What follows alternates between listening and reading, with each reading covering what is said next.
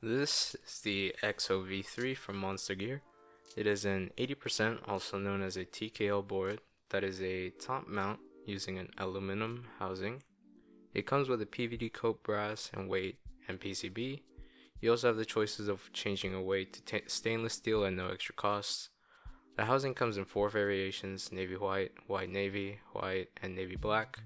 This board is an in-stock board, which means that it is not a group buy and will be restocked whenever sold out. The keyboard comes in at around 2.8 kilograms, around 6.2 pounds, without it being built, and it has a typing degree angle of 9 degrees. The dimensions of the board comes in at 367.6 millimeters by 146.5 millimeters, with the front of the board's height coming in at 18.7 millimeters without bump-ons. The difference with its predecessor, the XO V2, is that this board's PCB now has the option of using PCB mounted stabilizers. The XO V2 only had the option of plate stabilizers. Along with this, unlike the XO V2, the XO V3 does not have the side RGB LEDs. You can obviously tell that Monstargear decided to approach the V3 keyboard with a different keyboard design, changing the chassis of the board as well as changing the weight design from a simple brass bar to something some people would be familiar with. Compared to the V2, the V3 also got a small weight cut of around 0.3 kilograms or around 0.66 pounds. That isn't much of a weight difference, but still something to note. The XO V2 also had a polycarbonate housing variant, but with the XO V3 this does not seem to be the case.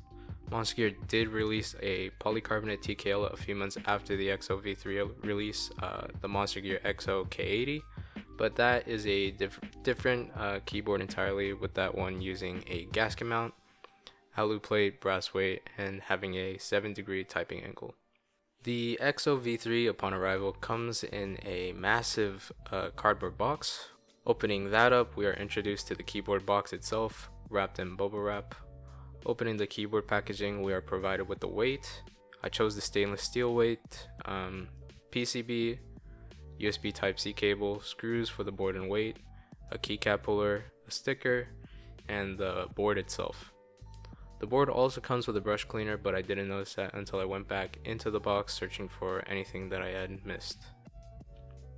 Since this is a top mount board, there really isn't anything too complicating with the deconstruction of the board. I chose the hot swap version of the board, which costs extra. To test the hot swap board, you have to check it through the back of the PCB and not the side the switches enter. The PCB also comes with I don't know what you call them, the leaves of the PCB, which means you have to break them off before placing them inside your board. One thing I wish I realized sooner was when you're placing your switches into the PCB, you should remove the plate from the top casing and place the switches in from there. I know that is a very basic step in building a board, but at the time I did not think it properly through, and yeah, just overthought it, I guess. I decided to go with Duroc V2 stabilizers that were lubed with Krytox 205 grade 0, and for switches I chose OA or original aspiration switches that were lubed with Krytox 205 grade 0, spring lubed with Krytox 105 grade 0, and filmed with 0.125mm TX films. For keycaps, I decided to go with some PBT keycaps that I got from AliExpress. They were called Milk Keycaps, cute set. I later on decided to switch them out and go with another AliExpress keycap set called Japanese Minimal. I don't have any GMK sets that will work well with the board at the moment, but when those come in, I'll know which set to put on these. And here's the board all built. I really like this board. It's my first TKL board that I've ever owned. I really like the OA switches. They're such a smooth linear switch. And the Japanese minimal keycaps work really well with bringing the whole board together. I also put some artisans on the board as well. They aren't perfectly color matched with the board, but they were the only few white artisans that I had, so A for effort, I guess. Typing on this board is just amazing. The OA switches, like I say, are really smooth, and the PVD coat brass plate really complements the acoustics of the switches as well. The typing feel of the board is not mushy at all. It isn't an extremely stiff feeling to me, and maybe for others, but yeah, it's perfect to type on. Some things I took away from this build is 1, don't be a fucking idiot like me and try to stick the plates try to place the switches into the board all built. Removing the plate and then placing the switches into them, it's significantly easier. Not that I'm saying anyone would be as dumb as me and do that, but just a heads up. 2. Go with the solderable PCB.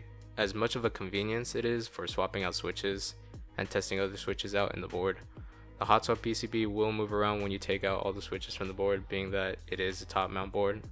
So if you're still going to be purchasing the hot swap version of the PCB, keep in mind that when you're swapping out the switches, make sure you insert a few of your new switches into the board before removing all of the previous ones.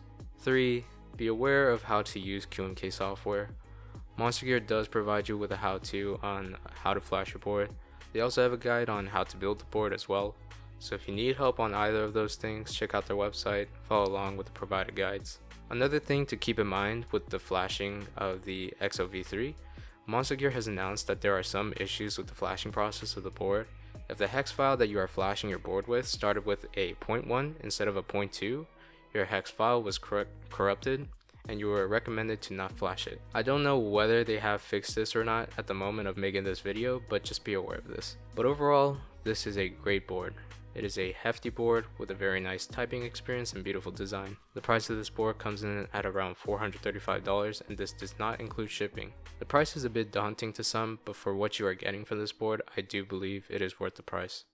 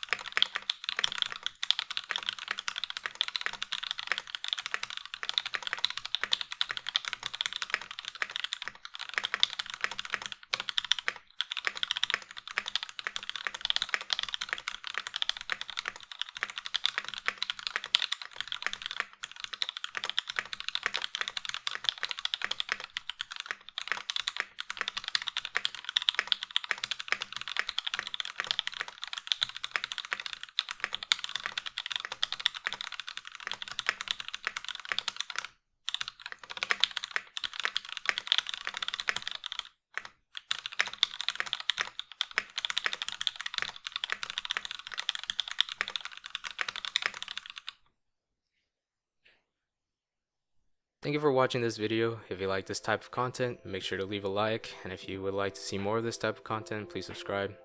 If you want to see other videos like this, I have other videos as well. Also, I have a Twitch where I do other keyboard content like this, but in a more loose and casual fashion.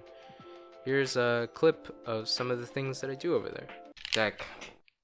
Deck, don't. So if you're interested in that, make sure to give me a follow over there at twitch.tv/smilindown. I stream over there on Wednesdays and Fridays at 11 PM Pacific time. Anyways, thank you again for watching, and I'll see you all in the next video. Bye.